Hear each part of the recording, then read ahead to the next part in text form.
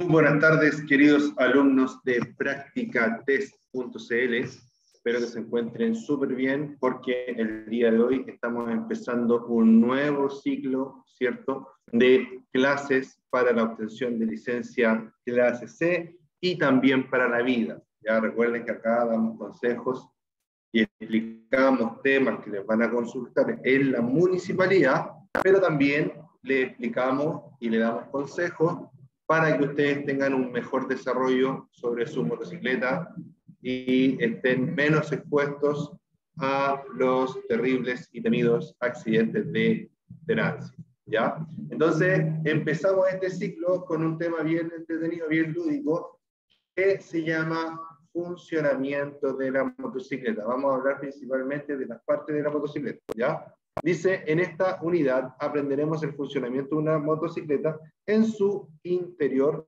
hablando del motor, el chasis, el resto de sistemas que la hacen funcionar. También trataremos cómo realizar un buen mantenimiento de ruedas, neumáticos, frenos y espejos y cómo las fuerzas físicas inciden a la hora de manejar una motocicleta, ¿ya? Vamos, comenzamos. Dice que para conducir una motocicleta debe conocerla muy bien, físicamente como su recorrer, se refiere a su andar, ¿ya? Para impedir cualquier tipo de accidente. Recordemos que los accidentes quizás no van a ser 100%, no los vamos a impedir 100%, pero sí vamos a reducir muchísimo las probabilidades de que acontezcan estos distintos accidentes. Una de las características de una motocicleta es que no posee equilibrio, como un automóvil u otro tipo de vehículo. Entonces su equilibrio depende de nosotros, del conductor. Cuando conduzca una motocicleta debe identificar sus medidas en relación a sus características físicas. Es importante revisar el manual del fabricante, puesto que puede existir muchas diferencias entre motocicletas, tales como su tamaño o su peso, ¿ya?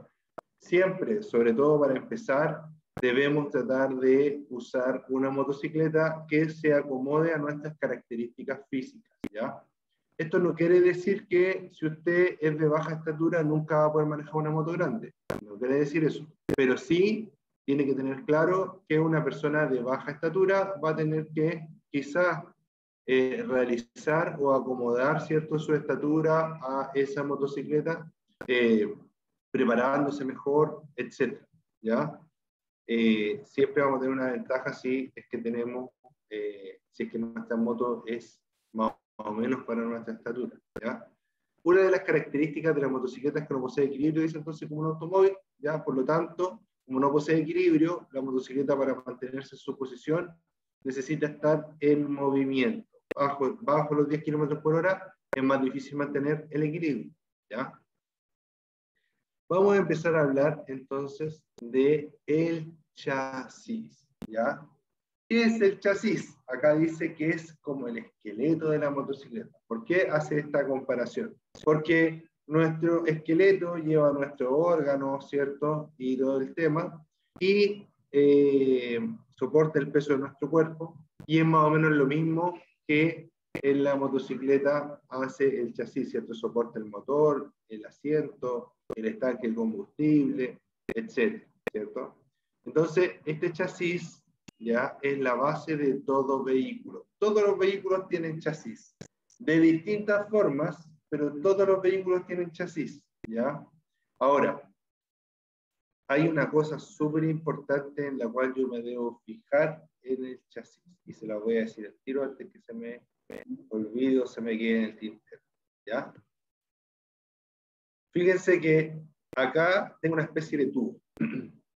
Por este tubo, en este tubo se monta el tren delantero de la motocicleta, es decir, la horquilla, el manubrio, la rueda delantera, etc. En esta parte de la motocicleta vamos a encontrar un número, ¿cierto? O un código alfanumérico con números y letras, ¿cierto? Y aquí, o este código, es conocido como número PIN, ¿ya? ¿Y qué significa PIN? Significa número de identificación vehicular, ¿ya? Entonces, ¿para qué sirve esto y por qué le hago hincapié en esto? Cuando, sobre todo, compramos motos usadas, pero también cuando compramos motos nuevas, debemos fijarnos en que el VIN que aparece en nuestro chasis sea el mismo que aparece en nuestros papeles. Obviamente las motocicletas nuevas es mucho más difícil que tenga un problema con el VIN, ¿ya? Pero igual puede pasar, ¿ya? Han pasado casos en los cuales se entregan vehículos con las placas que no son, ¿ya?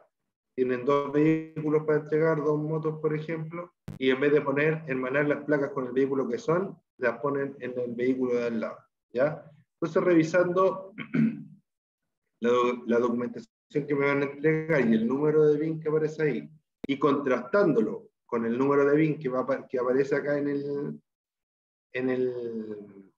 el motor, o sea, perdón, en el chasis, en la motocicleta impreso, ¿cierto? Voy a estar 100% claro de que me está entregando el vehículo correcto. Más aún cuando compre una motocicleta que, por ejemplo, sea usada, ¿ya?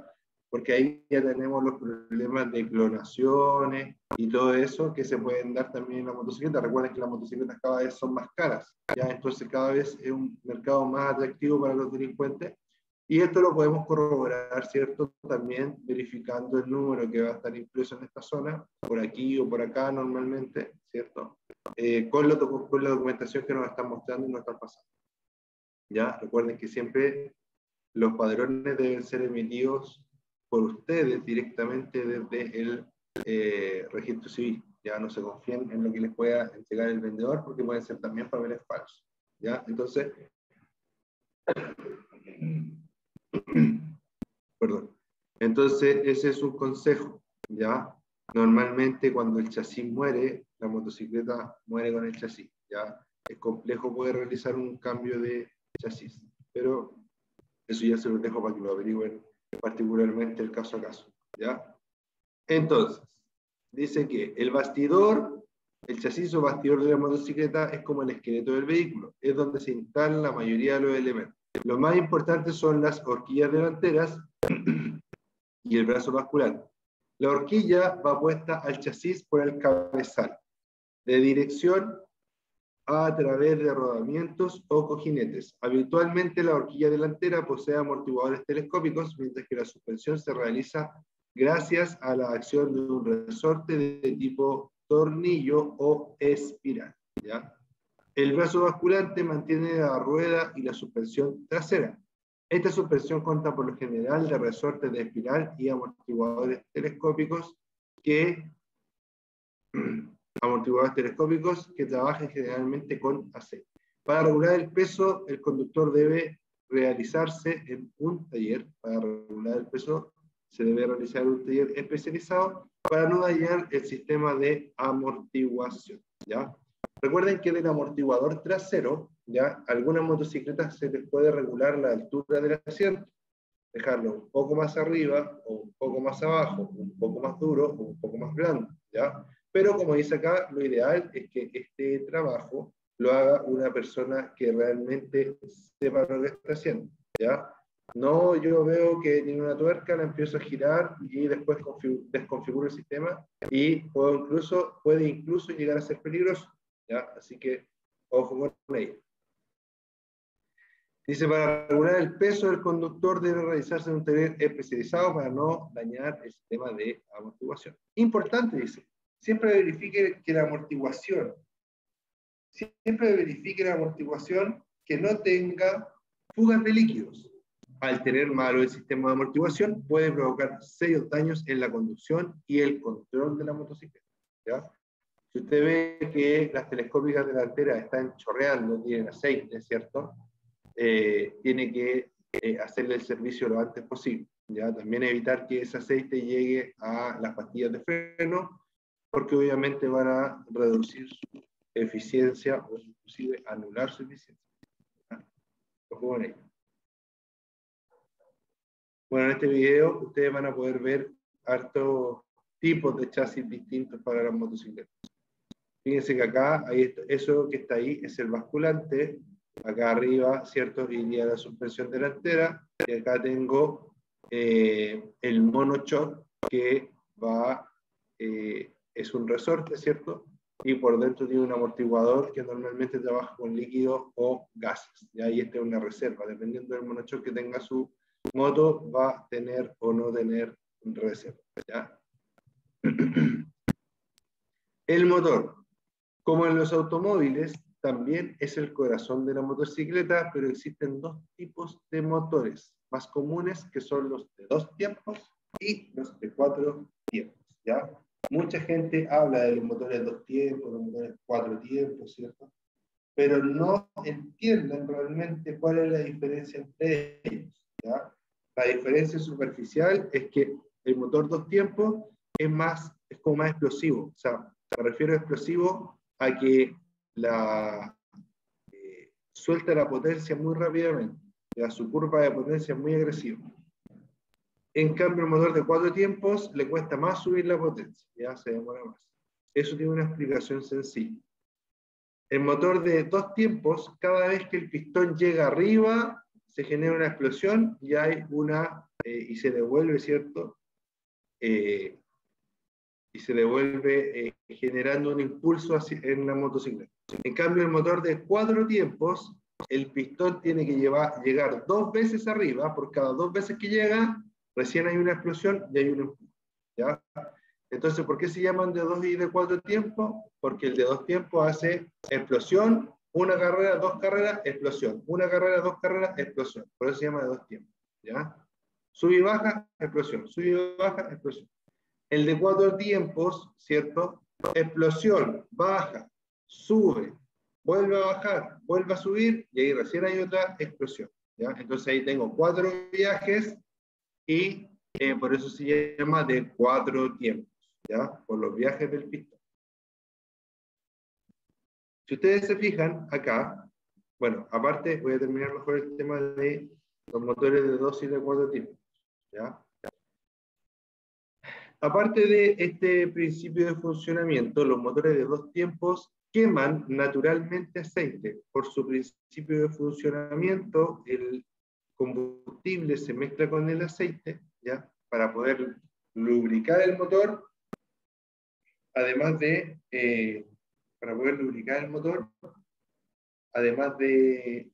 generar la explosión, ¿cierto? En el movimiento, en el motor de 2 tiempos se combina el combustible con el aceite. En el motor de 2 tiempos no pasa eso. En el motor de 2 tiempos, en una parte del motor hay puro aceite y en el otro lado del motor hay puro combustible, ¿ya?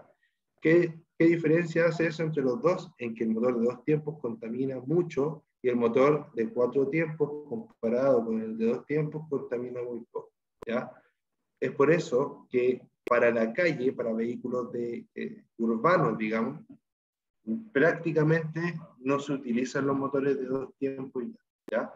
¿Existieron en el pasado ciertos vehículos de 2 tiempos? Claro que sí, pero en la actualidad ya no hay vehículos de 2 tiempos y quizás por ahí queda alguna moto todavía de 2 tiempos, pero muy poquito. Ya lo que se vende de 2 tiempos, si es que se vende algo, ya es realmente muy poco, ¿ya? ¿Por qué? Por el problema de las emisiones.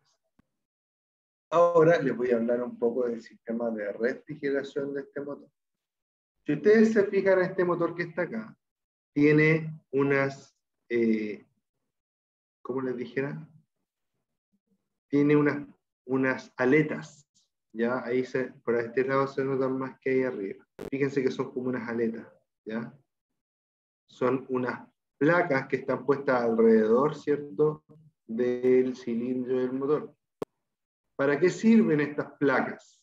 Estas placas sirven para que el motor se refrigere, ¿ya? Hay principalmente 2 tipos de refrigeración del motor, ¿ya? Una que es por aire y la otra que es por líquido, ¿ya? Cuando hablamos de líquido estamos hablando de agua, ¿ya? Cuando hablan de refrigeración líquida es refrigeración por agua. Ojo, que a veces nos dicen, ¿ya?, que la moto es refrigerada por aceite. Es cierto hasta cierto punto. ¿Por qué? Porque la moto en sí no es refrigerada por aceite, ¿ya? O sea, mejor dicho, la principal función del aceite no es refrigerar el motor, ¿ya? Es una de las funciones del aceite refrigerar el motor. La principal función del aceite es precisamente lubricar, ¿ya? Entonces, en algunas motos, aparte de lubricar, se le da un mayor protagonismo al aceite para que enfríe el motor también, ¿ya? Pero no es su principal función, ¿ya? Y las motos que dicen ser refrigeradas por aceite, en verdad son motos refrigeradas por aire, que aparte del aire, ¿cierto? Se le pone que aparte del aire se les pone un radiador de aceite y eso permite que el aceite también ayude a enfriar un poquito más la motocicleta, pero sigue siendo una motocicleta refrigerada por aire, ¿ya? Pues aire y líquido. Ese líquido principalmente a base de agua. ¿Cómo sé que este motor es refrigerado por aire? Porque tiene estas aletas, ¿ya? Esta estructura de aletas alrededor del motor. ¿Cómo sé que este motor que está acá probablemente sea refrigerado por líquido? Porque es un motor que en su estructura no tiene aletas, es liso, ¿ya? Normalmente cuando los motores son lisos, tenemos, ¿cierto?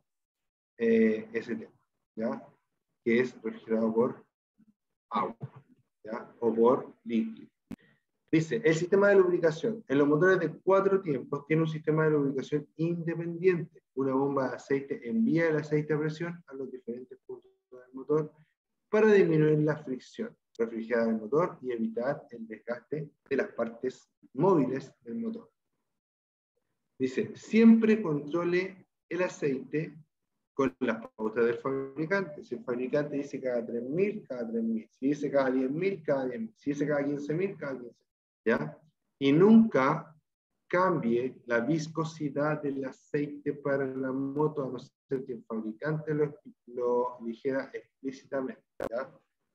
Si a la moto le hicieron para trabajar con un 530, usted le puede poner un 1040, ¿ya? Porque eso habla de la densidad del aceite, ¿ya? Y del tiempo que el aceite va a mantener, el rango de temperatura que el aceite va a mantener su funcionamiento, ¿ya? Entonces, usted no puede cambiar de un aceite a otro. ¿Por qué? Porque el motor no está hecho para un aceite distinto al que se recomienda, ¿ya? Dice, en los motores de 4 tiempos tiene un sistema de lubricación independiente, ¿cierto? En este caso ya el sistema del aceite no se junta con el combustible. Una bomba de aceite envía el aceite a presión a los diferentes puntos del motor para disminuir la fricción, refrigerar el motor y evitar el desgaste de las partes móviles, ¿ya? Al disminuir la fricción ya estamos evitando el desgaste, ¿ya? Para que ustedes sepan, alumnos, los motores se gastan mucho más en las partidas, ¿ya? ¿Por qué? Porque al darle, cuando el motor está parado, ya no hay aceite entre medio circulando, no hay presión de aceite, y el aceite va decantando por efecto el aceite va decantando por efecto de la gravedad, ¿ya? Entonces la primera partida en frío se gastan más los metales porque están prácticamente entre comillas secos, ¿ya? Pero ya después que empieza a andar, el aceite empieza a circular a presión y empieza a lubricar todos los sistemas, ¿ya? Si ustedes se fijan acá en esta imagen, ¿cierto? El aceite es tomado por acá abajo, acá hay una especie de receptáculo o reservorio, ¿cierto? Para el aceite, y acá hay distintas galerías o cañerías al interior del motor, ¿cierto? A través de los ejes, va girando y va avanzando, el aceite va girando y el aceite se va inyectando, por decirlo así, en todas las partes móviles, ¿ya? En todas las partes móviles se inyecta el aceite, lubrica y permite que el motor en funcionamiento, en vez de que las piezas estén metal con metal, estén flotando en una delgada capa de aceite para así evitar, ¿cierto?, el desgaste, ¿ya?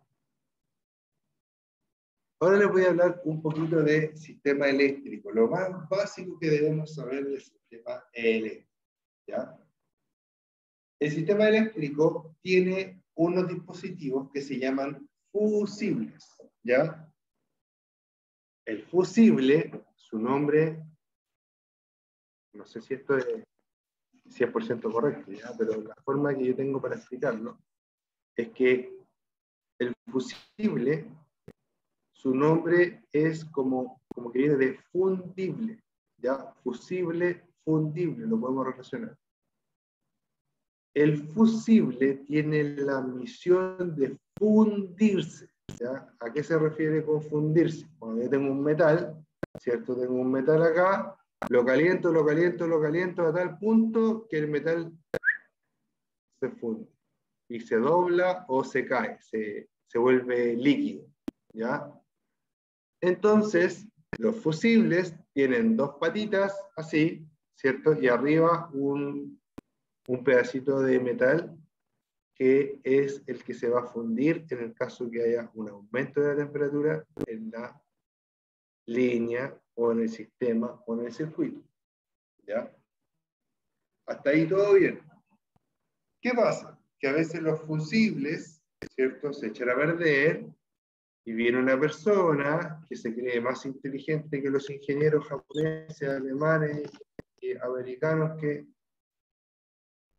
diseñan los vehículos, ¿cierto? Y le pone el fusible un alambre de cobre, ¿ya? Ese alambre de cobre no tiene las mismas propiedades del fusible, por ende, cuando hay un aumento de temperatura, no se va a cortar. Como no se va a cortar, ese alambre de cobre va a producir, ¿cierto?, que nosotros tengamos un problema en el sistema eléctrico, y en vez de que se funda el fusible, se va a fundir un cable o cualquier artículo eléctrico o electrónico que esté en el paso del cortocircuito. ¿Ya? El fusible vale 100 pesos y el sistema eléctrico puede costar, no sé, 500.000 pesos. ¿Ya? Uno caro, uno barato, 50.000 pesos. ¿Ya? Entonces, ¿cómo voy a querer yo gastar 50 en vez de 100? ¿Ya? Solo una reparación, imagínense, en el mejor de los casos. Entonces el fusible, a donde yo quiero llegar con esto, es que los fusibles nunca se parchan. Si se me come el fusible, pongo un fusible nuevo, ¿ya? Y tiene que ser del mismo color del que yo saqué. Si el fusible que saqué era rojo, un fusible rojo, ¿ya? ¿Por qué? Porque los colores de los fusibles representan el amperaje que protegen. Si yo le pongo un fusible de 10 amperes, se me comió el fusible y le puedo poner uno de 20, porque esa línea originalmente venía protegida con uno de 10, quiere decir que la línea soporta un poquito más de 10. Si yo le pongo 20, se va a quemar la línea, se va a quemar el fusible, pero a lo mejor la línea soportaba 15, por ejemplo, ¿ya? Entonces, estos fusibles, este sistema de fusibles, ¿cierto?, permite que si hay un desperfecto eléctrico, el sistema me avise. ¿Cómo me va a avisar? Va a dejar de funcionar. Ahora, cuando yo tengo problemas con los fusibles, voy a tener dos tipos de fallas, ¿ya? Una falla temporal y una falla permanente. Si la falla es temporal, se va a quemar el fusible, la moto o algún sistema de la moto va a dejar de funcionar, yo voy a comprar el fusible que corresponde, lo voy a poner, voy a echar a andar la moto va a partir, se solucionó el problema. Esa es una falla temporal. ¿Qué pasó? Que a lo mejor habían dos cables que estaban así, que no se tenían que topar, pero la moto pasó por un hoyo muy fuerte, ¡pum!, se toparon y se cortó el fusible, y al cortarse el fusible, ¿cierto?, dejó de funcionar, pero después se volvieron a separar, por ende la falla no quedó permanentemente, ¿ya? Entonces yo cambio el fusible y como la moto no va a pasar en un tiempo quizás por un hoyo como fuerte como ese, va a tener ese resultado, ¿cierto? Que voy a poder solucionar el problema simplemente cambiando el fusible. Tengo el caso número 2, una falla permanente. Estos mismos cables sufrieron, ¿cierto? Se juntaron, ¡pum! Pero como se juntaron, hizo arco eléctrico y quedaron pegados, así. Se quemó el fusible también, ¿ya? Pero esta vez yo voy a poner el fusible, lo estoy poniendo, ¡pah! Y se corta de nuevo. Pongo otro, ¡pah! Se corta de nuevo, ¿cierto? Ahí ya yo necesito que la moto la revise un eléctrico, ¿ya? Porque ¿qué hace mucha gente? Es que el fusible no soporta la corriente que está pasando. Y le pone pelitos de cobre, ¿cierto? Todas esas tonteras que inventa la gente, ¿ya? Eso no se hace, ¿ya? Eso no se hace, y es una práctica que viene de los años, no sé, 20, ¿ya? Antiguamente las casas tenían unos fusibles con unos tapones, les ponían un alambrito de cobre, ¿cierto? Para que soportara más. Y resultaba que en algunas casas le ponían tanto alambre que se terminaba quemando la casa completa, pero el tapón o el fusible no se quemaba, ¿ya? Lo mismo puede pasar en nuestra moto, ¿ya? Así que si la falla es permanente, vamos al eléctrico. Si nosotros sabemos, tenemos que solucionar el problema. Si no sabemos, vamos al eléctrico, ¿ya? Pero busquemos la raíz del problema. El fusible no se quema porque sí, ¿ya? El fusible se quema porque en algún momento hubo un cortocircuito o hay un cortocircuito constante, y si es que ese es el caso hay que solucionarlo antes de volver a poner el fusible, ¿ya? Y una vez solucionado, se pone el fusible y queda al otro lado, ¿ya? Porque no se va a quemar de forma inmediata. Dice la batería. La energía eléctrica para las luces procede de la batería. Ya recuerden que la batería es un acumulador, ¿ya? Durante la operación de la motocicleta se está alimentando por un magneto, que es una especie de alternador como el de los autos, pero es un poco distinto, ¿cierto? Entonces, este magneto alimenta la batería, y desde la batería se alimentan los sistemas, ¿ya? En estricto rigor, no podría andar solo con la batería. ¿Por qué? Porque en un rato se empezaría a agotar la batería y ya no tendríamos cómo volver a echar a andar el vehículo. En estricto rigor, la principal función de la batería es poner en marcha el vehículo, ¿ya? Pero además de eso, la batería también funciona como una especie de colchón, ¿ya? Se está generando energía, y a la vez que se va generando energía, ¿cierto? Va pasando por la batería, y la batería va ordenando un poco esa energía, ¿ya?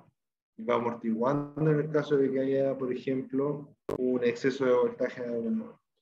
Dice, la batería contiene ácido sulfúrico, que es corrosivo y por lo tanto peligroso para la piel. Al entrar en contacto con la ropa también puede destruirla, ¿ya? Eso es el ácido sulfúrico. Si falta en la batería, si falta líquido en la batería, póngale únicamente agua destilada. Algunas baterías no necesitan mantención, ¿ya?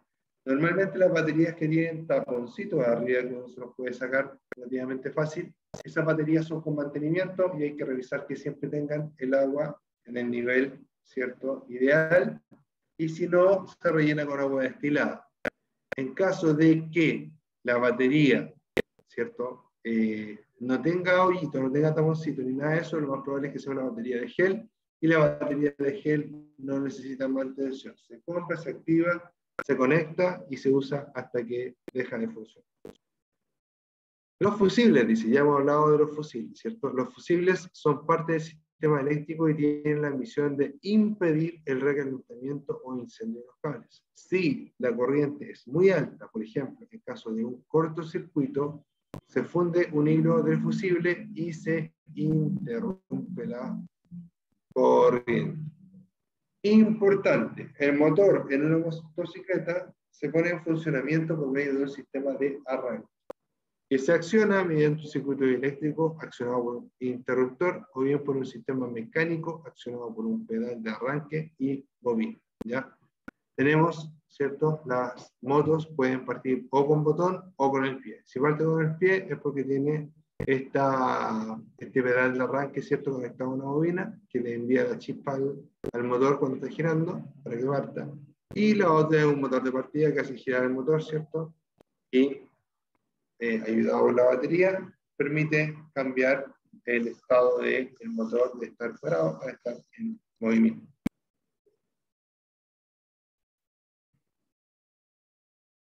Pueden revisar también ese videito de YouTube para saber un poco más.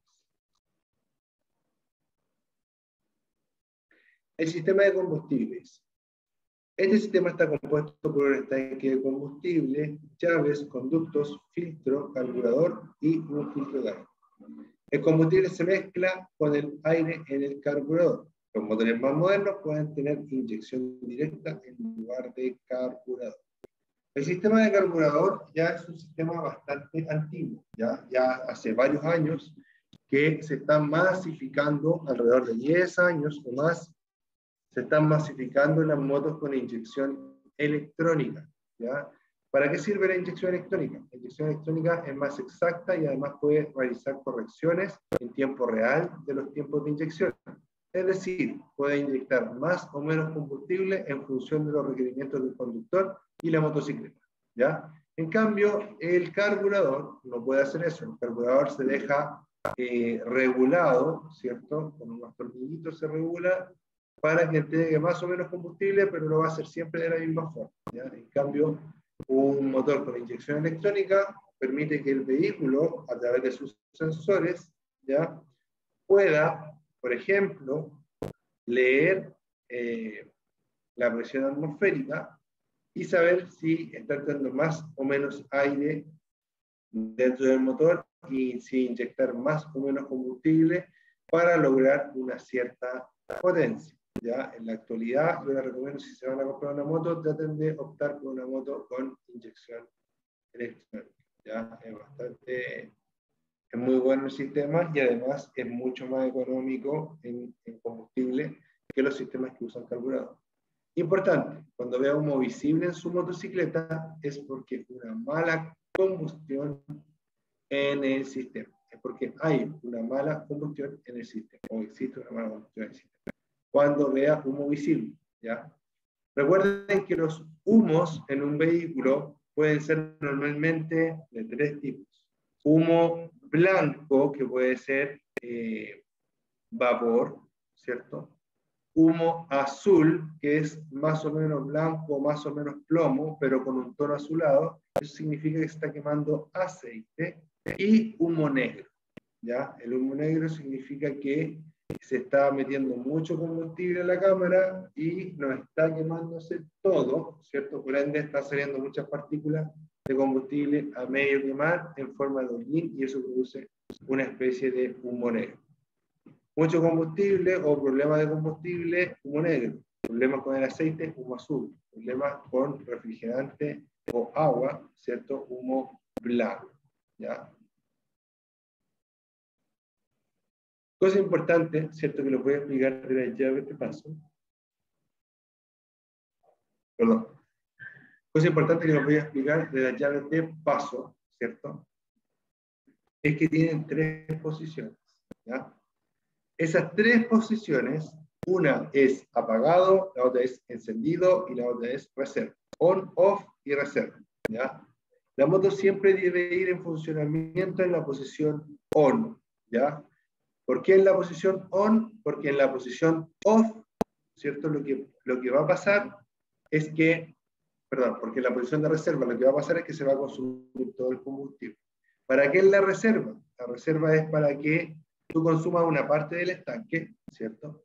Y si no te acordaste de echarle combustible a la moto, porque hay muchas motos que no tienen medidor de combustible, no te acordaste de echarle combustible a la moto se detenga, ¿cierto? Y como la moto se va a detener, tú te vas a dar cuenta que no queda combustible, pero tienes la opción de la reserva. Cambia la llave de la posición on a la posición reserva y va a empezar a fluir nuevamente el combustible y obviamente ahí tú vas a estar 100% consciente de que te queda poco combustible, poca autonomía en tu motocicleta. De esa forma, ¿cierto? Al tener esta pequeña reserva no va a quedar nunca en pana de combustible. No, va a quedar en pana porque lo va a poder solucionar rápidamente e ir a una bomba para recargar tu combustible. ¿Ya? Otra cosa importante es que ojalá también nosotros tengamos claro cuánta autonomía tiene nuestra motocicleta, cuántos viajes podemos realizar sin necesidad de recargar combustible, ¿ya? Hay motos que tienen el tanque muy pequeñito y hay que pasar casi todos los días la bomba, y otras motos que tienen estanque un poco más grande y pueden andar una semana con un estanque de combustible, ¿ya? Así que eso también es importante a considerar para cuando ustedes quieran comprar su moto, ¿ya? Y por último les voy a hablar de los sistemas de escape. Los sistemas de escape a nosotros, a todos los motociclistas, nos gustan mucho, pero yo les quiero dar un sabio consejo. Yo se los cuento porque a mí me pasó, ya me he equivocado varias veces y de eso también he aprendido, ¿ya? Una moto que tuve yo fue una Yamaha R15 azul, ¿ya? Me encantaba esa moto, todavía cuando veo una moto, una R15 azul por ahí, suspiro, ¿ya? Aunque algunos por ahí dicen que las R15 son bicicletas, ¿cierto? Que tienen poca potencia, etcétera, ¿cierto? La verdad es que yo la encuentro una moto magnífica. Bueno, esa moto, ¿cierto? Obviamente guardando las proporciones de que es una moto pequeña, ¿ya? Esa moto, lo primero que le hice cuando la tuve fue cambiar el escape, ¿ya? Al cambiar el escape, ¿cierto? Le puse un escape chino, ¿cierto? Que me costó como 40.000 pesos, y le saqué su escape original, porque en verdad la moto, si me preguntan a mí, igual sonaba muy poco, ¿ya? Muy poco. Y al sonar muy poco, ¿cierto? Los autos no se dan cuenta de que yo estaba al lado, ¿ya? Y también por ahí pasé algunos sustos. Es recomendable que la moto suene un poco, ¿ya? No tanto, pero sí que suene un poco. Bueno, cuento corto, cambié ese escape que no era de muy buena calidad, lo puse, ¿cierto? Anduve un tiempo y traía una tapa ya del escape, como un embellecedor. Era tan malo que con la vibración en menos de un mes, ¡pum!, salió volando el escape, ¿cierto? La tapita, y obviamente la perdí porque iba en la carretera. Fui a reclamar, ¿cierto? El caballero me dijo, ya, te voy a poner otro escape, no te preocupes. Me puse el otro escape, ¿cierto?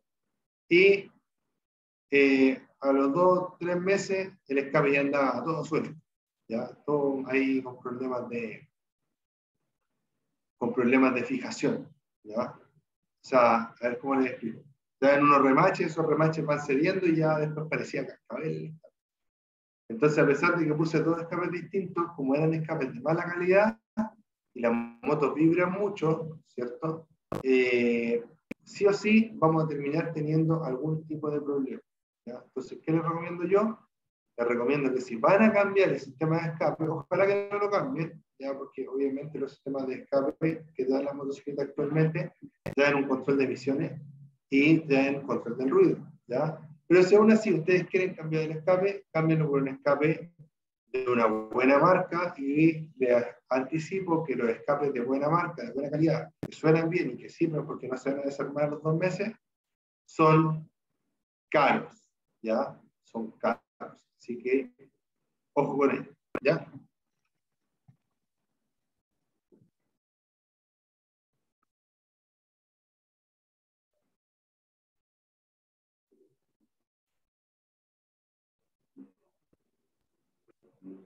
Ya, bueno, y por último les voy a nombrar, ¿cierto?, que hay 3 tipos de transmisión, ¿ya? Tenemos la transmisión por piñones y cadena, ¿cierto?, que es la más común. Tenemos una transmisión con correa, que es mucho menos común, pero es más silenciosa, ¿ya? Y tenemos una transmisión por cardal, que también es poco común. Ya la más común que vamos a ver en el 90% de las motos, yo creo que va a ser la de cadena y piñones, ¿ya?